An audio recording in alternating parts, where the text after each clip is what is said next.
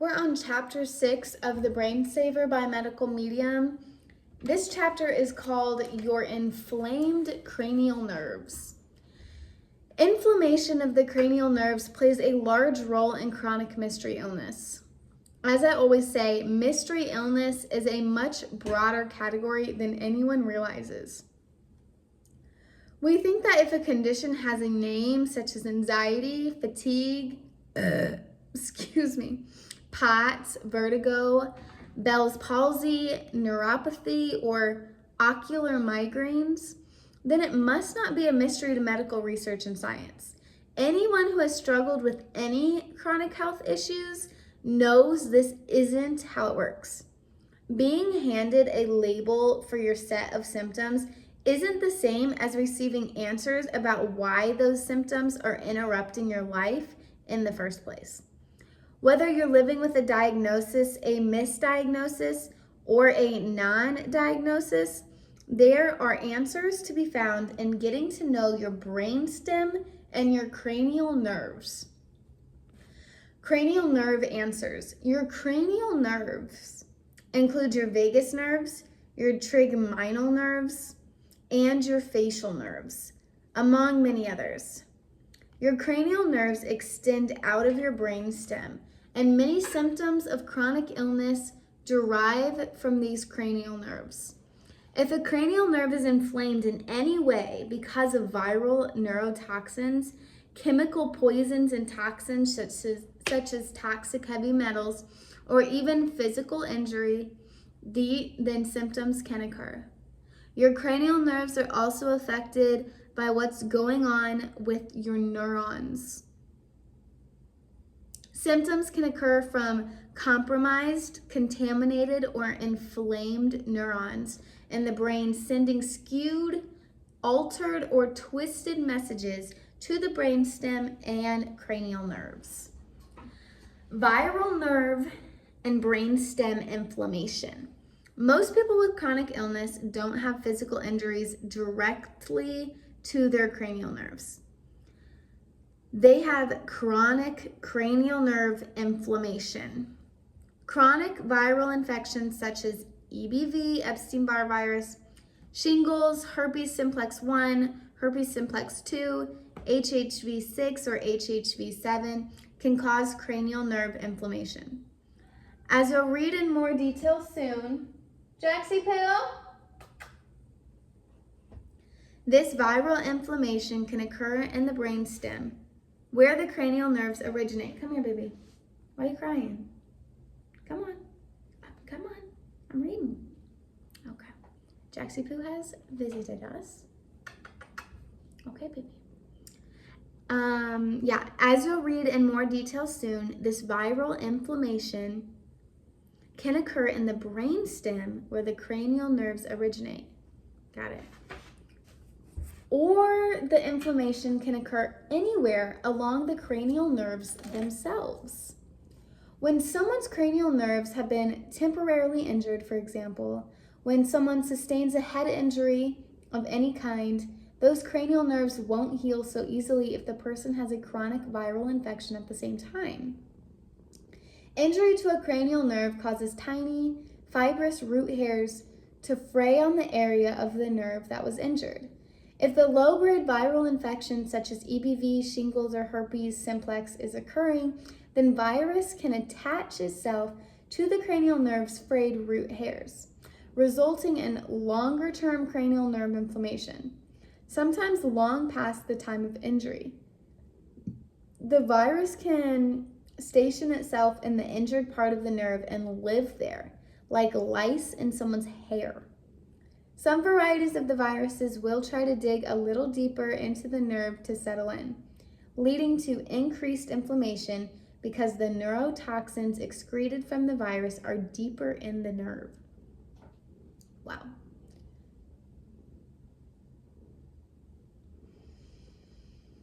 Contaminated or inflamed neurons.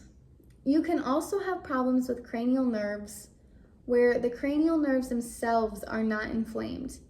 In these cases, the problem is that the cranial nerves are receiving messages from other areas of the brain that are inflamed or contaminated.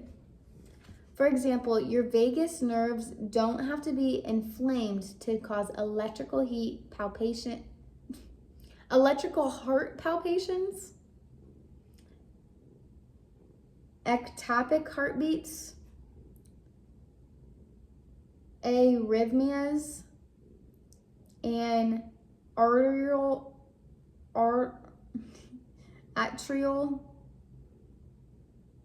fibrillations. AFib. AFib for short. Okay.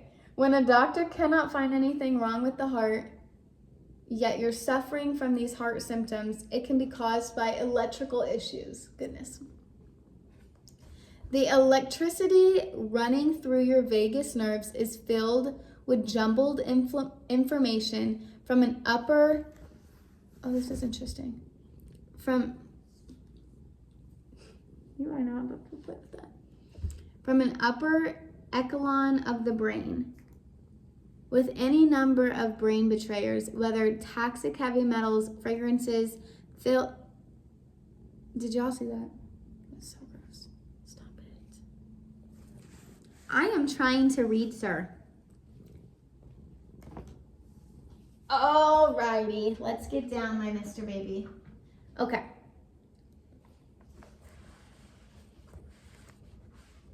He is such a drooler.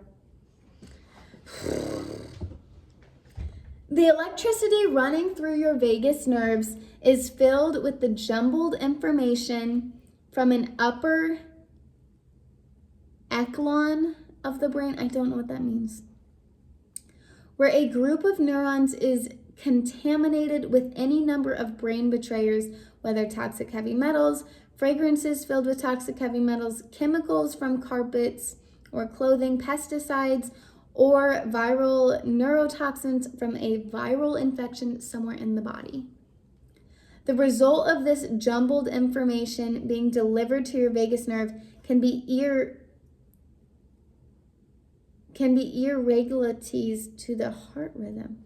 Interesting, because I was actually born with a heart murmur, which means something was fucked up with my heart. And I'm like, whoa. It's actually a way bigger deal than I thought. Which, I mean, I'm not learning this now.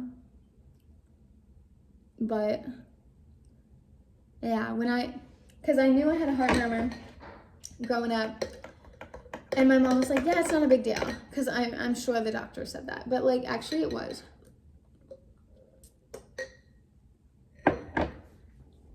This type of neuron compromise you read about in chapter 2, your static brain.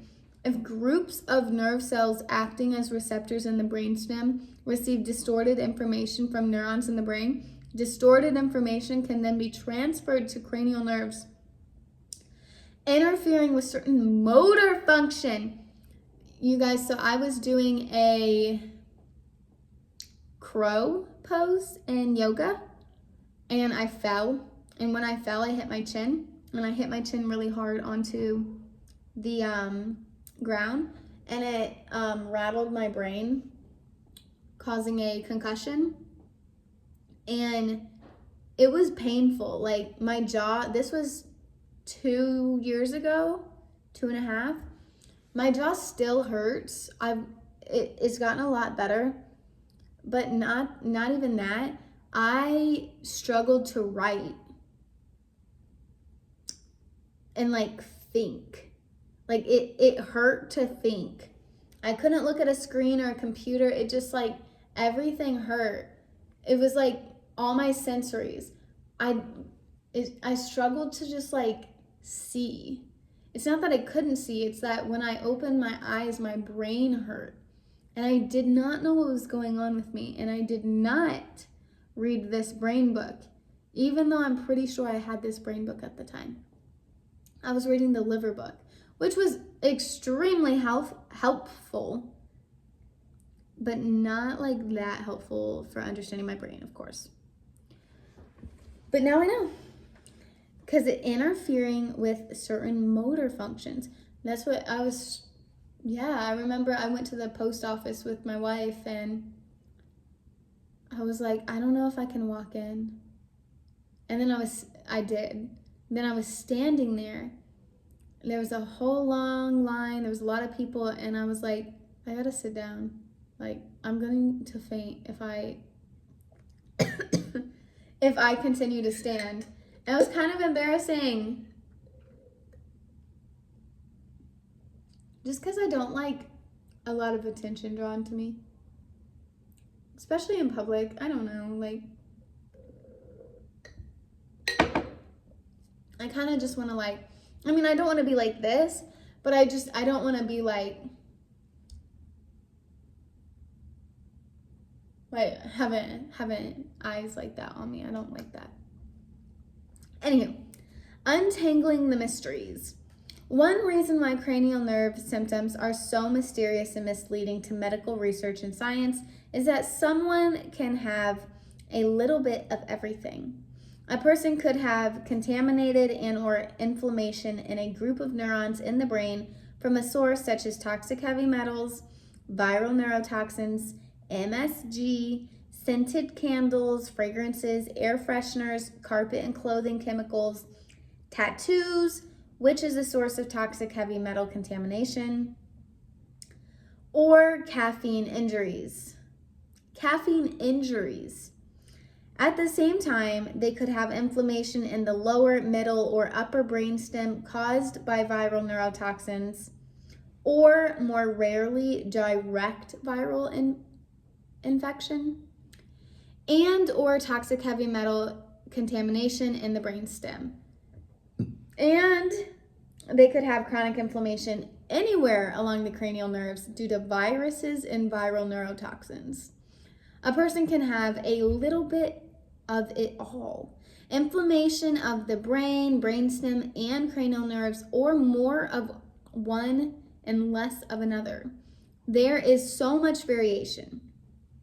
For example, a vagus nerve could be inflamed at the bottom in the abdomen and in the middle in the chest, and yet not be inflamed higher up in the brainstem. Or someone's brainstem could be more inflamed in a particular area, inflaming certain cranial nerves where they originate. Or someone could have more inflammation in a particular region of the brain that skewed neuron messages to the brainstem and nerves. For example, someone could have more inflammation in the left hemisphere of their brain or the right hemisphere, or in the frontal lobe, which is here, or the occipital lobe, which is the back, or the temporal lobe, or the thalamus or cerebellum. If inflammation is in an endocrine gland like the hypothalamus, the pineal gland, or the pituitary gland, that can put pressure on adjacent brain tissue, squeezing the neurons in that neighboring brain tissue and affecting the messages the neuron sends to the brainstem and nerves. The precise locations of inflammation varies from person to person and can even vary from one person over time. The majority of the time, it's inflammation that you can't detect in a medical test.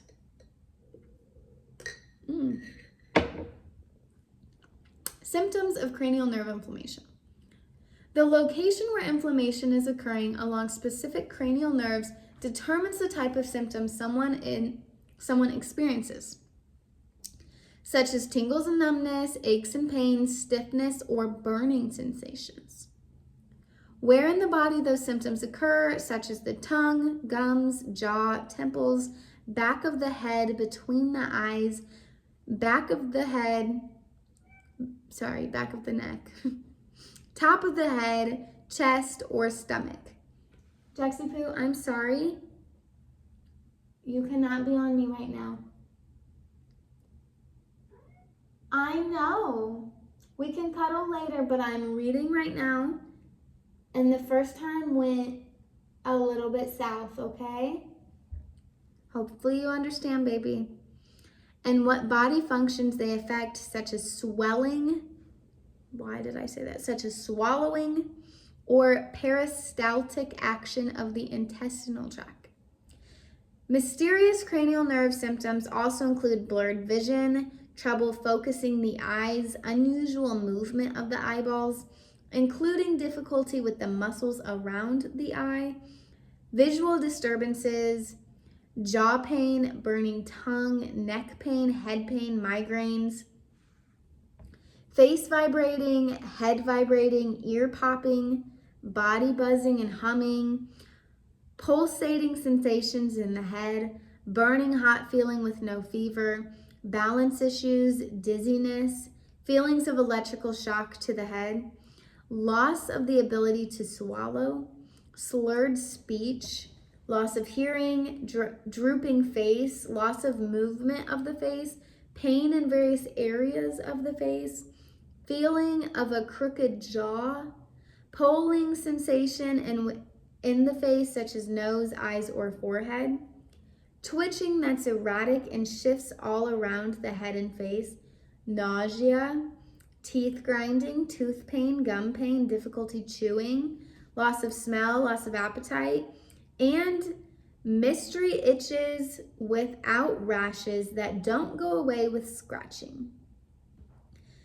These and other symptoms of cranial nerve inflammation can either be caused by inflammation somewhere along the cranial nerve or by inflammation in the brainstem where cranial nerves are attached.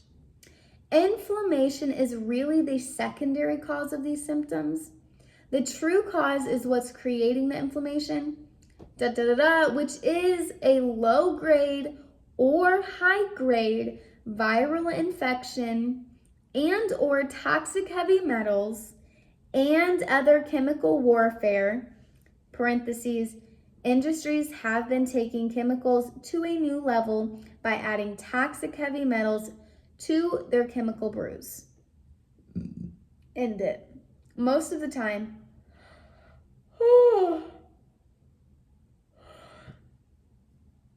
yeah, I'm actually kind of tired. Most of the time, the inflammation is a combination of viruses and toxic heavy metals, especially because toxic heavy metals and other everyday toxins provide fuel to the viruses to create more toxic neurotoxins that further inflame the nerves and worsen symptoms. The source of inflammation could affect multiple cranial nerves in multiple places. For example, 2 different cranial nerves could be inflamed separately, causing multiple symptoms. Or the inflammation could be in the brainstem and so pronounced that it's affecting 2 to 3 cranial nerves at once. For instance, inflammation of the brainstem could put pressure on the trigeminal nerves and vagus nerves at the same time. So someone could get a droop in their face, jaw pain, and grinding teeth, while at the same time having vertigo, dizziness, and tightness of the chest. Phrenic nerves are not cranial nerves. They branch out from the spine, yet they receive signals from the brainstem similar to cranial nerves receive. When cranial nerves are inflamed, often phrenic nerves can exhibit spasms and twitches. When phrenic nerves are inflamed, a feeling of anxiety or tension in the chest can occur, or pain in the upper back, tingles and numbness in the arms and shoulders, or a feeling of itchiness deep below the skin of the upper body that can't be relieved or soothed easily. I'm going to stop there. That is a little brief insight on cranial nerves.